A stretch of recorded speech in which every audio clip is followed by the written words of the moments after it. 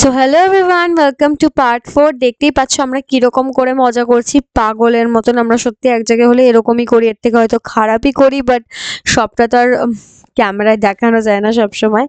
But anyways আমরা খুব মজা করছিলাম, ডান্স করছিলাম সবাই মিলে। আর কমপ্লিট হয়ে গেছে তখন এই দেখো মা আমাকে আরও সারপ্রাইজ দিচ্ছে, তখনও ওদের সারপ্রাইজ বাকি ছিল। তো যাই হোক, I was feeling so special, মানে কি বলবো, পুরো প্রিন্সেসি ভাইব একদম।